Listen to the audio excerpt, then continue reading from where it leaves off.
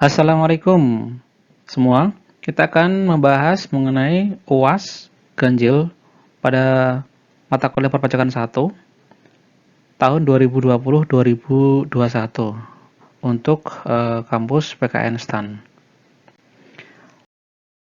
Langsung saja ke soalnya dan nanti kita akan langsung bahas langsung ya. Yang pertama, berikan pendapat berdasarkan pemahaman perpajakan yang Anda miliki atas gambar struk penjualan di sebuah restoran. Berikut cara singkat.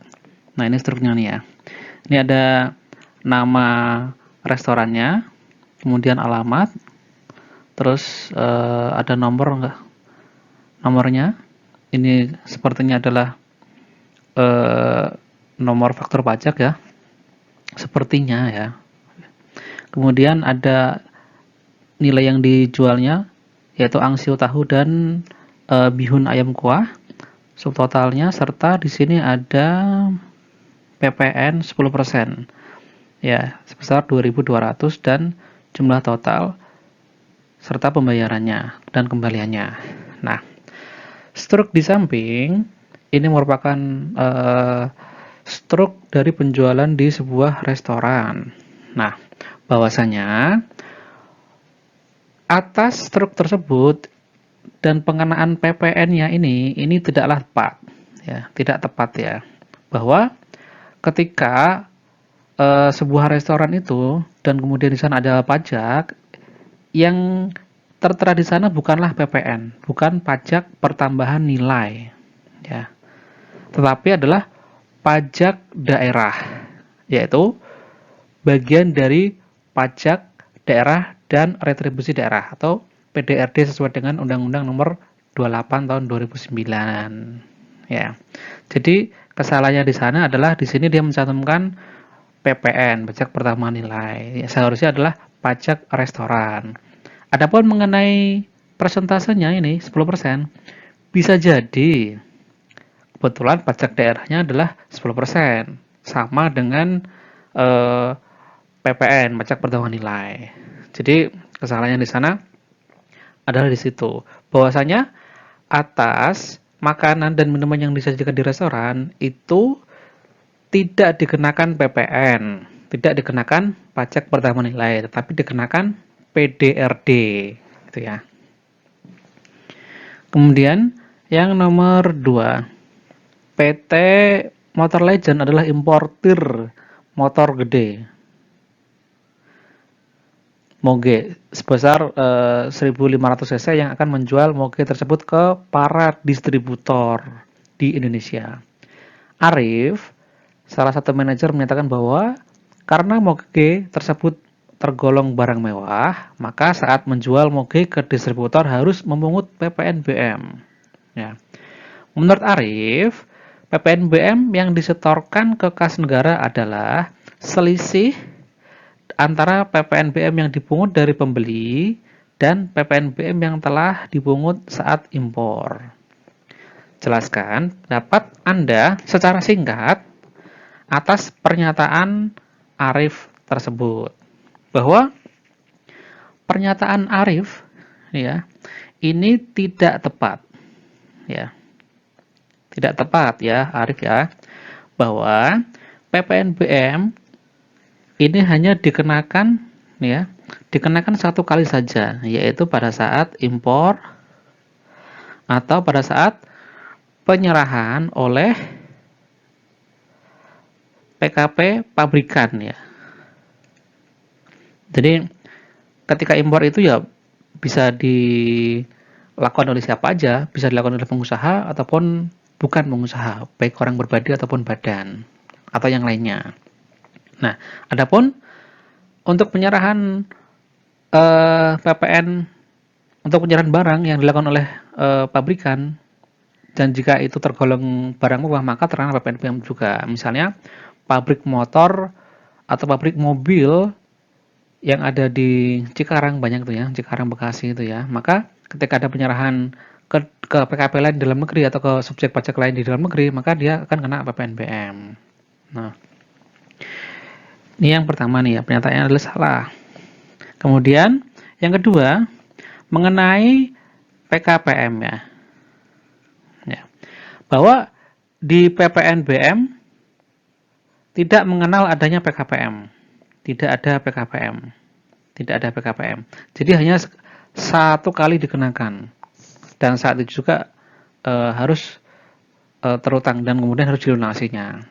Jadi tidak mengenal adanya PKPM atas PPNBM, tetapi hanya mengenal pelunasannya, yaitu pada saat impor atau penyerahan barang mewah oleh PKP pabrikan. Gitu. Nah, adapun MUGE ini kan tadi kan tergolong sebagai barang mewah. Demikian yang bisa dijelaskan ya. Terus nomor 3. Ivan adalah pemegang kas pada Badan Eksekutif Mahasiswa. Pada saat membuat pertanggungjawaban atas penggunaan kas, Ivan mendapati bahwasanya salah satu kwitansi senilai 6 juta rupiah untuk pembayaran kepada perusahaan percetakan pada 29 Januari 2021 belum ada materainya. Ivan segera melekatkan 2 lembar materai tempel senilai Rp6.000. Berarti ini jadinya 12.000 ya. Di dekat tanda tangan yang telah ada, di dekat tanda tangan yang telah ada. Dan meneruskan lagi bagian tanda tangan yang tertutup materai tempel agar bisa tertulis di atas materai. Berikan pendapat Anda hal yang dilakukan oleh Ivan tersebut. Apa yang dilakukan oleh Ivan itu tidak tepat, ya, karena hal yang seharusnya dilakukan Ivan adalah pemateraian kemudian,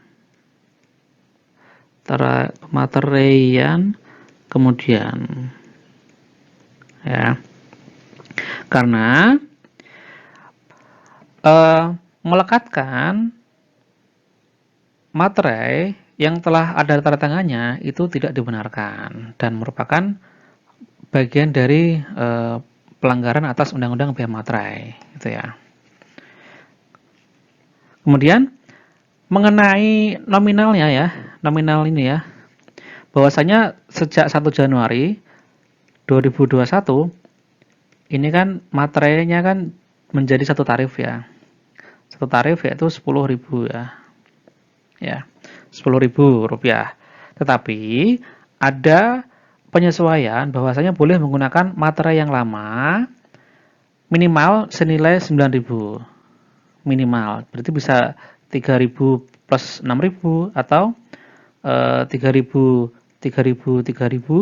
atau 6.000 plus 6.000 ini ya. Karena minimalnya 9.000. Adapun yang ketiga, apakah kwitansi ini merupakan objek dari bea materai, ya, karena nilainya di atas 5 juta rupiah. Atas kwitansi ini merupakan objek dari bea materai. Semoga 3 hal ini bisa dipahami ya. Oh ya, satu lagi ya, mengenai tanda tangan ya. Ketika dilakukan pemateraian kemudian, dan itu harus disahkan oleh pejabat yang ditunjuk ya, misalnya adalah pejabat di kantor pos ini ya. Ini memang ketika ada penandatanganan, memang harus kena kertasnya itu sendiri, kertas kwitansinya dan juga kertas materainya. Cuman ketika sudah ada tanda tangannya kemudian panjang-panjangan, itu adalah hal yang tidak bisa dibenarkan. Demikian. Kita lanjut ke berikutnya. Masih di esai ya, nomor 4 ya.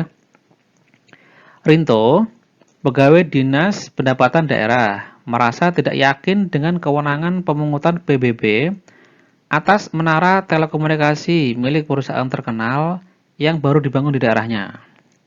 Dia bimbang, kayak lagunya Melly Goeslaw aja, bimbang.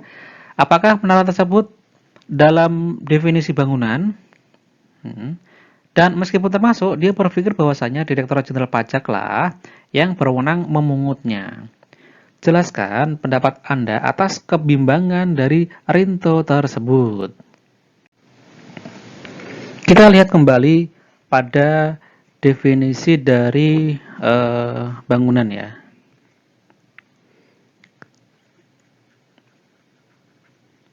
Bangunan itu apa sebenarnya? Bangunan adalah konstruksi teknik ya.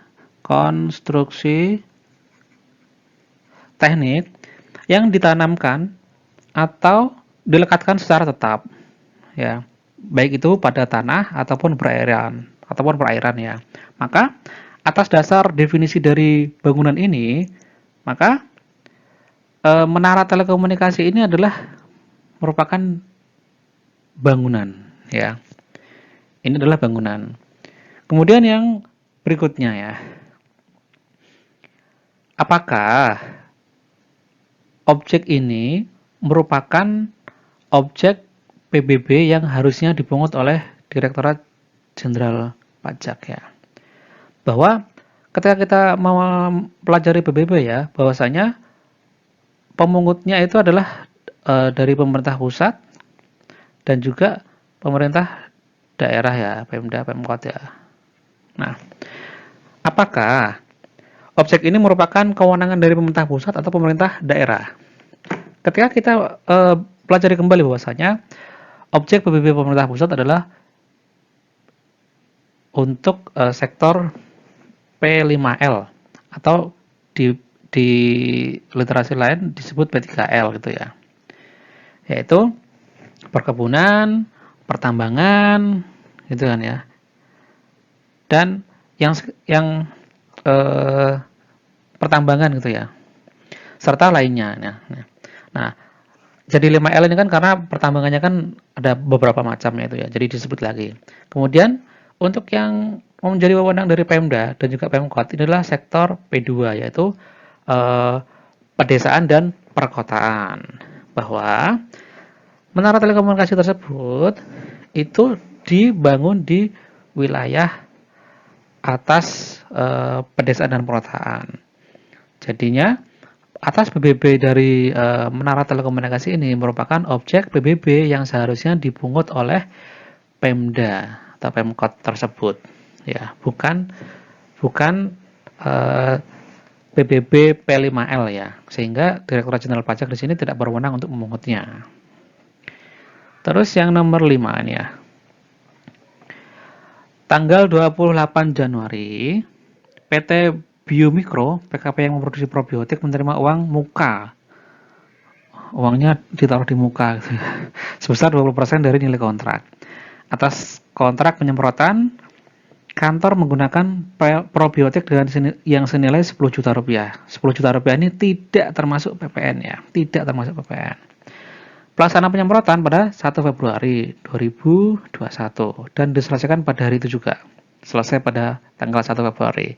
Sedangkan pelunasan, yaitu pelunasan pembayarannya dilakukan pada 4 Februari 2021. Identifikasi kapan seharusnya PT Biomikro membuat faktur pajak dan sebutkan nilai PPN dalam faktur pajak tersebut. Bahwasanya PPN itu kan terutang mana yang lebih dahulu antara pembayaran atau penyerahan barang atau jasa ya.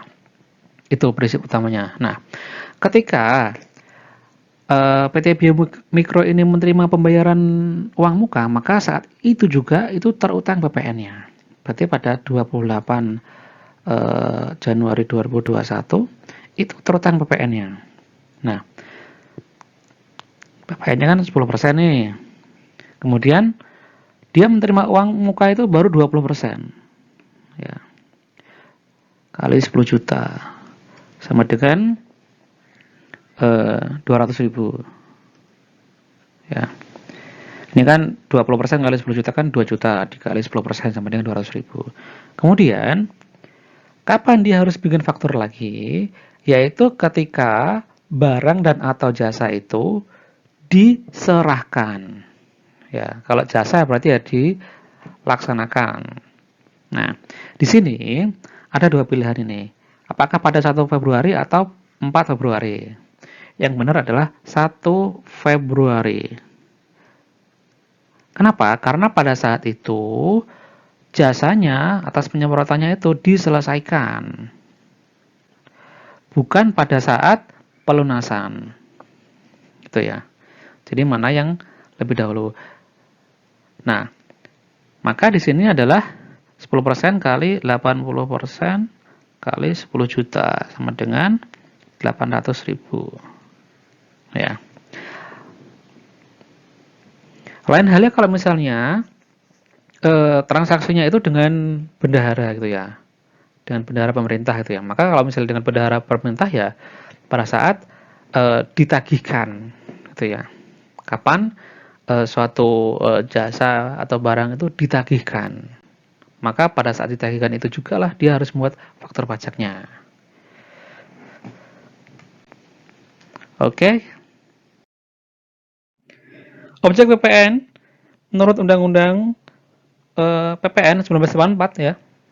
Itu ada di pasal 4 ayat 1 dan juga di pasal 16C serta 16D. Ada di 3 tempat gitu ya. Namun mostly kita yang sering ditemui atau sering banyak dibahas ya ada di pasal 4 ayat 1 ini ya. Apa saja objeknya ini? Bahwa PPN itu dikenakan atas yang pertama, penyerahan BKP di dalam daerah pabean yang dilakukan oleh pengusaha. Nanti dia jadi catatan ini ya, pengusaha. Kemudian yang kedua, impor barang kena pajak. Nah, lihat ini, impor barang kena pajak. Di sini tidak ada kata-kata tambahan, apakah dia dilakukan oleh pengusaha atau tidak. Tidak ada tambahan kata. Yang ketiga, penyerahan jasa kena pajak di dalam daerah pabean yang dilakukan oleh pengusaha. Yang keempat, pemanfaatan BKP tidak berwujud dari luar daerah pabean di dalam daerah pabean. See, nothing. Kemudian yang kelima, pemanfaatan jasa kena pajak dari luar daerah pabean di dalam daerah pabean. Yang selanjutnya yang keenam, ekspor barang kena pajak berwujud oleh pengusaha pajak. Yang ketujuh, ekspor barang kena pajak tidak berwujud oleh siapa? Oleh pengusaha kena pajak. Yang kedelapan, ekspor jasa kena pajak oleh pengusaha kena pajak. Nah, dari 8 poin ini ya, ada yang perlu kita cermati. Di sana ada yang mengatakan oleh pengusaha kena pajak, serta tidak ada keterangan. Ya. Kalau tidak ada keterangan berarti oleh siapapun itu, gitu ya. Misalnya impor barang kena pajak, maka siapapun yang mengimpor barang kena pajak, maka dia terutang PPN. Dia akan dikenakan PPN. Selanjutnya, yang pasal 16C dan juga pasal 16D. Objek pajak pasal 16C adalah kegiatan membangun sendiri yang dilakukan tidak dalam kegiatan usaha atau pekerjaan oleh orang pribadi atau badan. Nah, nanti di kegiatan membangun sendiri ada syarat-syaratnya, batasan-batasannya mana yang dikenakan PPN. Cuman basically ketika ada kegiatan membangun sendiri itu basically akan dikenakan PPN. Ini kita bicara secara objek secara prinsip dulu, belum ngomongin batasan-batasannya berapa dan lain sebagainya gitu. Terus objek yang kalau misalnya tadi ini ada 8, berarti ini yang 9, serta ini 16D adalah yang ke-10. Pasal 16D itu adalah penyerahan BKP, barang kena pajak berupa aktiva yang menurut tujuan semula tidak untuk diperjualbelikan oleh PKP, kecuali, ada pengecualiannya sih, yang PM-nya tidak dapat dikreditkan berdasarkan pasal 9 ayat 8 huruf B dan C. Nah, isinya apaan ini nanti kita akan diskusikan lebih lanjut gitu ya. Yang PM mana yang tidak dapat dikreditkan berdasarkan pasal 9 ayat 8 huruf B dan C. Nah, ada banyak objek ini, ada 10 objek ini dan kita akan membahasnya satu persatu supaya bisa lebih menjadi terang dan benderang. Kita belajar bersama. Nah, tentu pajak atas barang mewah ini dia punya karakteristik sendiri. Nah, karakteristik apa yang dimiliki oleh PPNBM ini? Yang pertama adalah bahwasanya PPNBM itu merupakan pungutan tambahan di samping PPN. Ya. Jadi selain PPN, PPNBM itu adalah pungutan tambahan di luar PPN.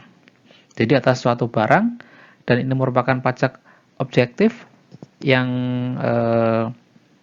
melekat pada objeknya, ini di luar PPN yang biasa dikenakan, itu dikenakan PPNBM.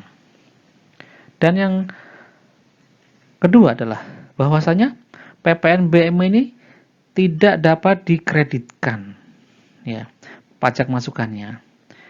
Nah, artinya PPNBM ini tidak bisa menjadi pajak masukan.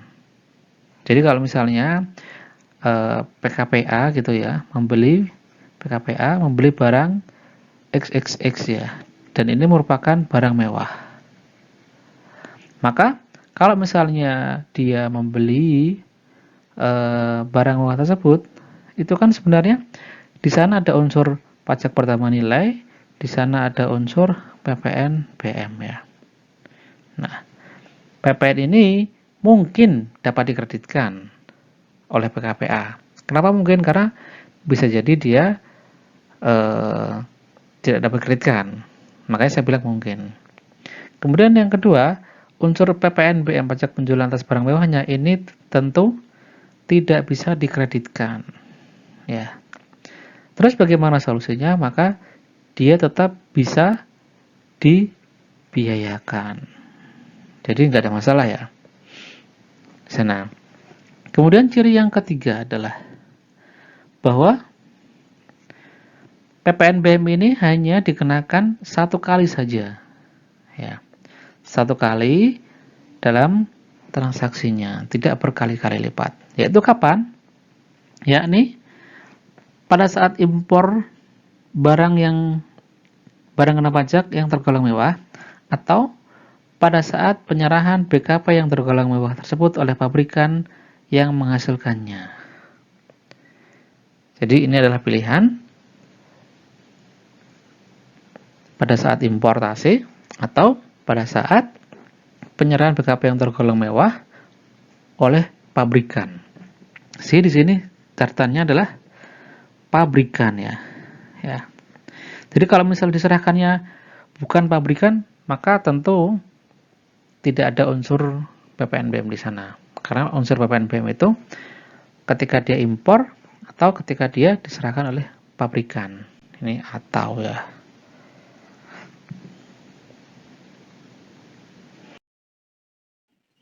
Seperti misalnya gini ya, ilustrasinya adalah seperti ini. Pertama ini ya, ada sedan CKD ya, completely knocked down, yang artinya dia diimpor dari luar negeri ke Indonesia ini dalam bentuk spare part, pretelan gitu ya, tidak dalam bentuk jadi ya. Nah, ketika diimpor oleh pabrikan ya, maka terkena PPN di sana, ada unsur PPN-nya di sana, sini ya. Nah, oleh pabrikan ini kemudian dia dirakit, ya.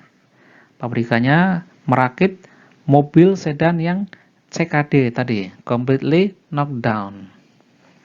Nah, penyerahan dari pabrikan ini kepada pedagang besar, ya, ini di sana ada unsur PPN-nya dan juga ada unsur PPNBM.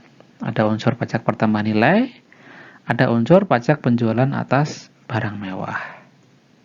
Nah, kenapa ini ketika dia impor, dia tidak ada PPNBM? PPNBM ini ya, karena sedan dalam bentuk CKD ini ya, CKD ini memang tidak kena PPNBM.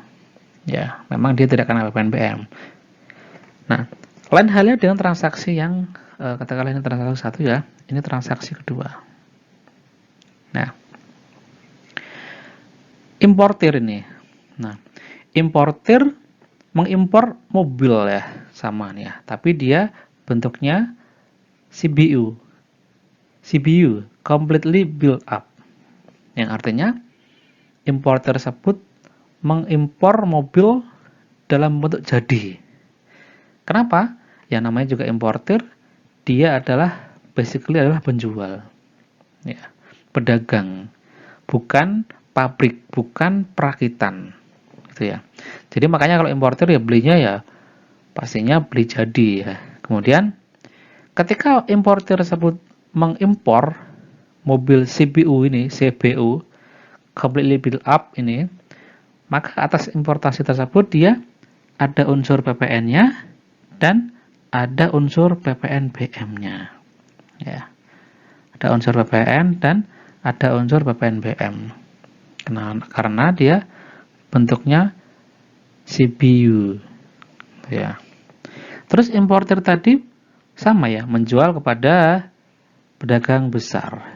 Nah, atas penjualan dari importer ke pedagang besar ini tidak lagi kena PPNBM.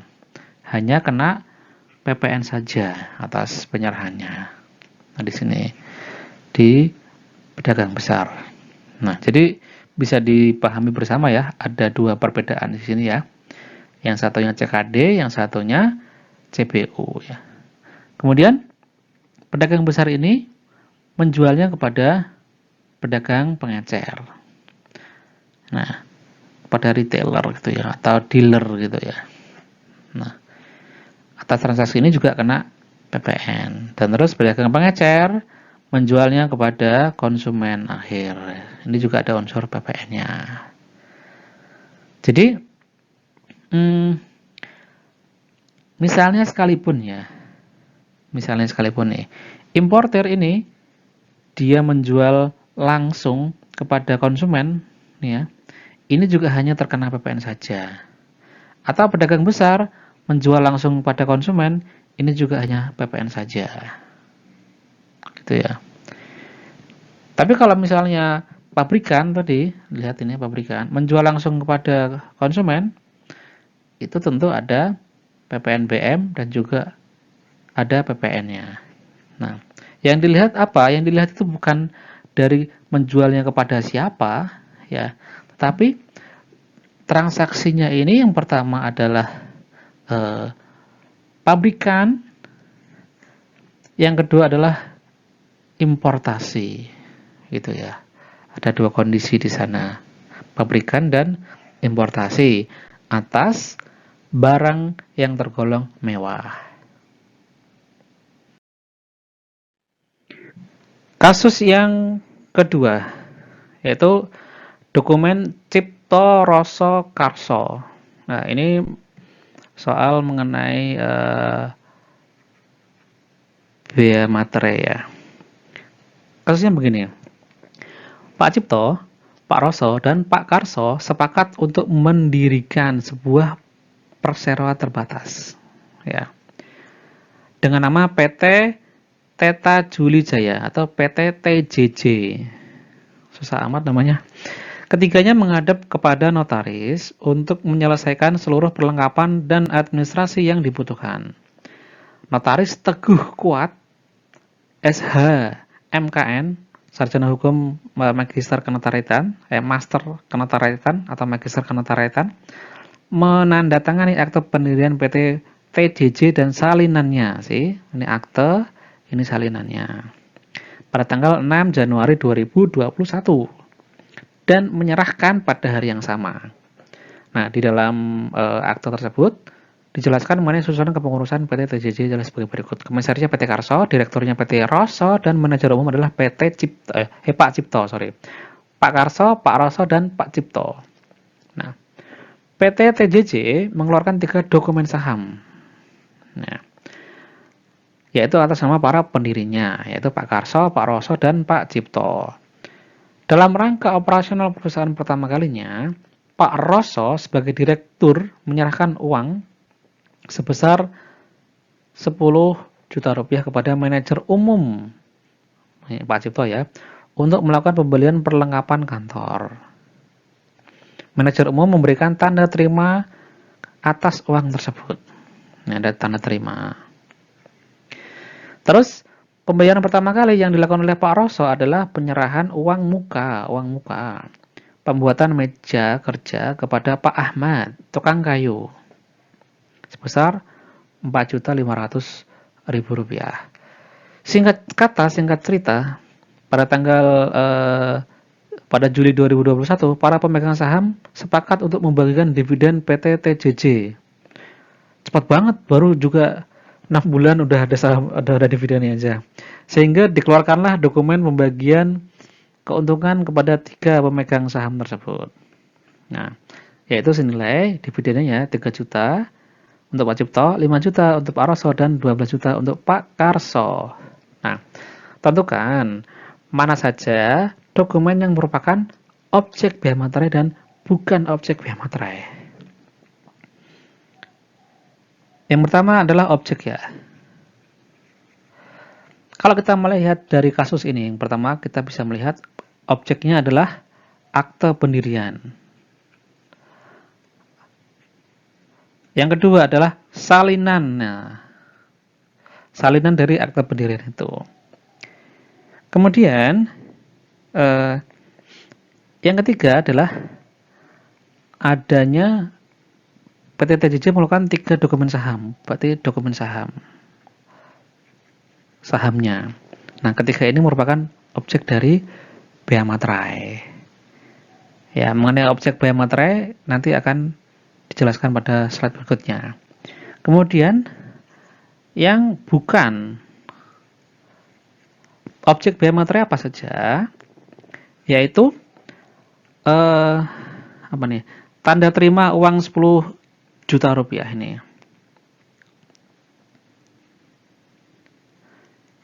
Nah, memang batasan dari objek biaya materai kan dia di atas 5 juta ya, dan 10 juta ini kan di atas 5 juta ya.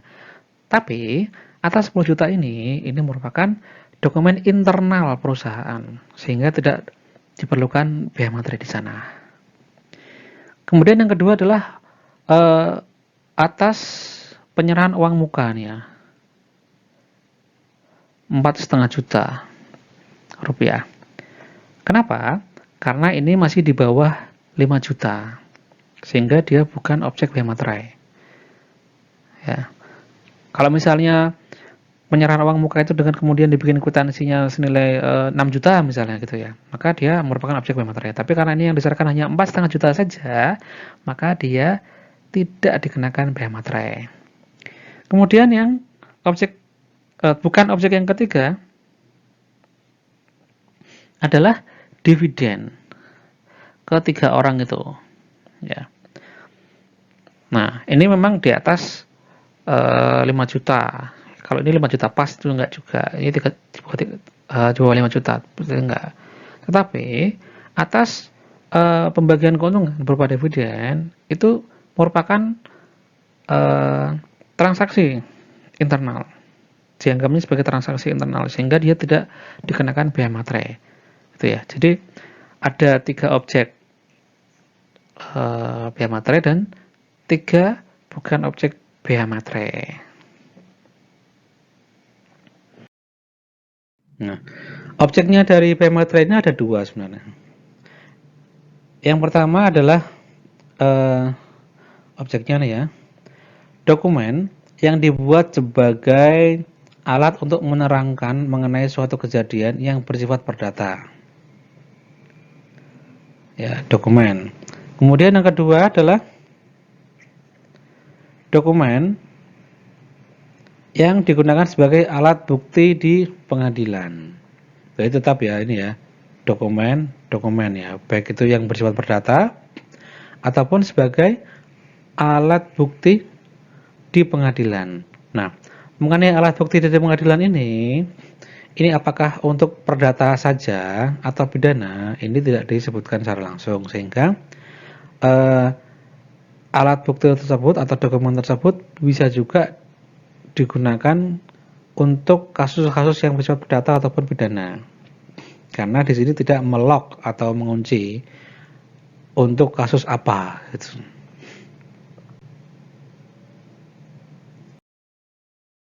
Ya. Kemudian dokumen yang bersifat perdata itu yang bagaimana? Nah, ini di pasal 3 ayat 2 dijelaskan bahwa dokumen yang bersifat perdata itu meliputi yang pertama, surat perjanjian, surat keterangan, surat pernyataan atau surat lainnya yang sejenis beserta rangkapnya. Nah, surat lainnya yang sejenis itu apa ini? Maksudnya ini, seperti apa ini? Nah, ini contohnya ya, surat kuasa, surat hibah, dan juga surat wasiat. Kemudian yang maksudnya adalah rangkapnya, ini adalah satuan dari jumlah dokumen. Yang artinya bisa jadi dokumen itu dibuat 2, 3, dan lain sebagainya gitu ya. Nah, masing-masing dokumen itu adalah terutang BPHTB. Kemudian yang kedua adalah akta notaris beserta glose, salinan, dan kutipannya. Nah, baik itu glose, salinan, dan kutipannya, ini tentunya harus sesuai dengan akta aslinya tersebut gitu ya. Kemudian yang ketiga, akta PPAT beserta salinan dan kutipannya. PPAT, pejabat pembuat akta tanah. Biasa yang misalnya jual beli tanah bangunan kan ada akta dari PPAT-nya. Jadi bukan notaris ya. Kalau notaris kan lebih ke perjanjian kerja, kemudian perjanjian jual beli yang lainnya dan lain sebagainya. Tapi kalau untuk yang PPAT ini urusannya adalah khusus akta tanahnya. Biasanya kalau misalnya notaris itu juga bisa menjadi sekaligus dari pejabat pembuat akta tanah PPAT, sekaligus bisa. Bisa kalau misalnya di pinggir jalan kan ada notaris garis miring PPAT seperti itu. Nah, kalau misalnya dalam hal bukan dari notaris, maka biasanya yang level camat pun juga bisa menjadi untuk penjual beli tanah itu lewat camat juga bisa itu. Kemudian yang keempat nih, surat berharga dengan nama dan dalam bentuk apapun. Nah, yang termasuk surat berharga ini apa aja ini? Nah, ini diantaranya saham, obligasi, cek, biljet, giro, aksep, wesel, suku, surat utang, warrant, option, deposito, dan sejenisnya. Termasuk juga kalau misalnya surat kolektif atas kepemilikan saham. Misalnya si A gitu ya, dia beli 1000 saham gitu. Maka bisa jadi surat atas pembelian saham itu hanya surat kolektifnya saja. Jadi satu surat saja, tidak per lembar saham gitu ya. Kemudian yang kelima ya.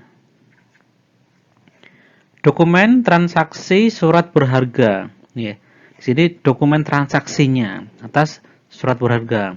Termasuk dokumen transaksi kontrak berjangka dengan nama dan dalam bentuk apapun. Nah, dokumen transaksi surat berharga ini nanti maksudnya adalah bukti lain atas transaksi pengalihan kontrak, komoditas berjangka, dan juga kontrak berjangka efek dengan nama dan dalam bentuk apapun. Artinya, dia bisa menjadi maksudnya kejadian transaksinya itu bisa merupakan trade confirmation gitu ya. Nah, itu bisa dilakukan di dalam bursa efek ataupun di luar bursa efek. Kemudian yang ke-6 nih. Dokumen lelang yang berupa kutipan risalah lelang, minuta risalah lelang, dan salinan lelang serta grose risalah lelang. Nah, kalau yang ini mengikuti dari aturan dari pelelangan.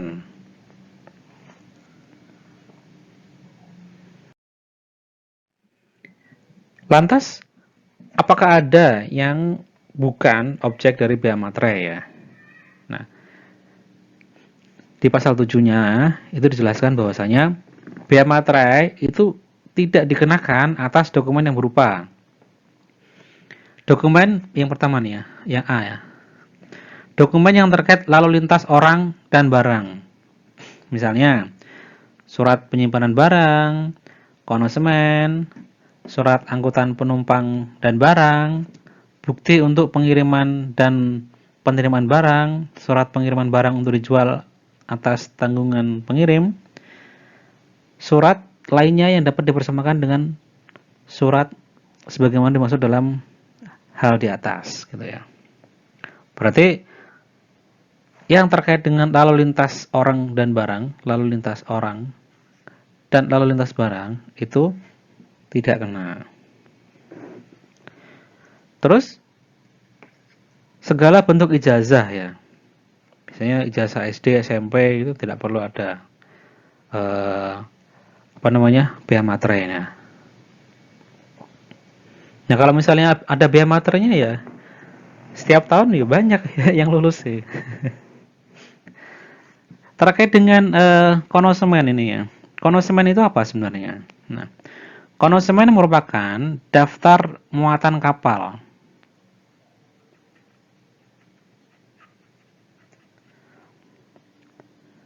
Ya ini atau sebuah dokumen yang menentukan syarat-syarat kontrak antara pengirim dengan maskapai atau pelayaran. Nah, ini bisa juga misalnya BOL gitu, bill of lading gitu ya. Seperti itu contohnya. Terus yang selanjutnya yang C nih. Tanda terima pembayaran gaji, uang tunggu, pensiun, uang tunjangan dan pembayaran lainnya yang berkaitan dengan hubungan kerja serta surat yang diserahkan untuk mendapatkan membayar dimaksud. Nah, ini kurang lebih ya slip gaji lah gitu. Seperti itu ya. Itu juga tidak perlu atau kwitansi pembayaran gaji itu juga tidak perlu adanya bea materai di sana. Terus yang keempat adalah tanda bukti penerimaan uang negara dari kas negara, kas pemerintah daerah, bank, dan lembaga lainnya yang ditunjuk oleh negara berdasarkan ketentuan peraturan perundang-undangan. Nah, berarti ini termasuk SSP ini ya. SSP atau SSPD atau SSPD BPHTB dan sejenisnya. Kemudian slip setoran dari bank dan lain sebagainya. Nah, saya pernah mendengar cerita mengenai hal yang lucu nih. Bahwa di sebuah instansi itu ketika ada pembayaran ke kas negara itu pakai kwitansi. Kan ya lucu jadinya. Karena kwitansi dan bermaterai maksudnya. Nah, yang bermaterai ini kan juga lucu sebenarnya karena dari dulu memang tanda bukti penerimaan negara itu nggak ada bea materainya, nggak ada materai tempelnya. SSP ya begitu adanya.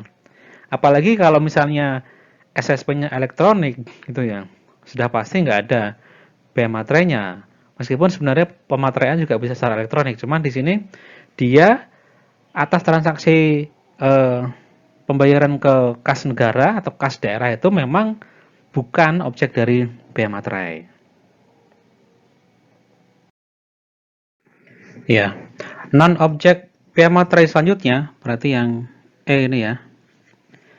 Kwitansi untuk semua jenis pajak dan untuk penerimaan lainnya yang dapat dipersamakan dengan itu yang berasal dari kas negara, kas pemerintah daerah, bank, dan lembaga lainnya yang ditunjuk berdasarkan ketentuan perundang-undangan perpajakan.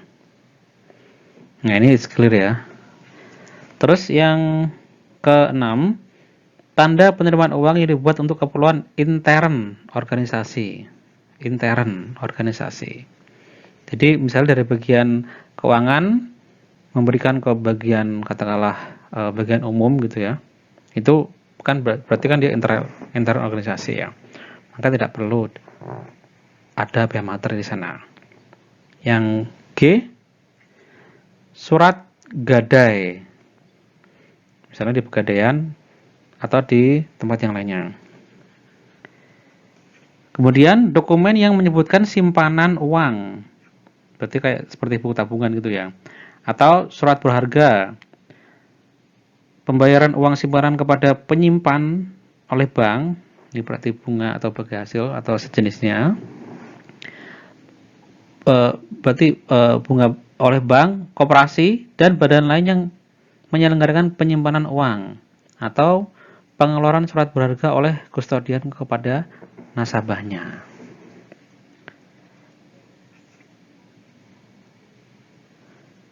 Yang ke-9, tanda pembagian keuntungan, bunga, atau imbal hasil dari surat berharga.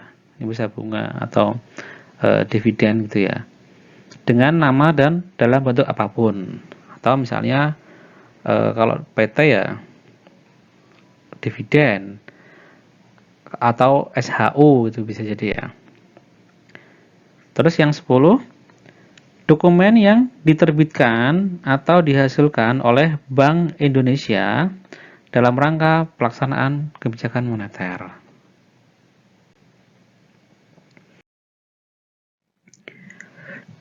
Di samping ada hal yang umum mengenai materai ya, di dalam Undang-Undang Biaya Materai juga diatur mengenai pemateraian kemudian. Nah, pemateraian kemudian, nah namanya juga kemudian ini kan, berarti di materai atau dibuat atau ditempelkan materainya, misalnya begitu, misalnya pakai materai tempel, bukan pada saat suatu dokumen itu dibuat. Nah, ini pemateraian kemudian itu dilakukan untuk dokumen yang biaya materainya tidak atau kurang dibayar. Ya. Kemudian dokumen yang digunakan sebagai alat bukti di pengadilan.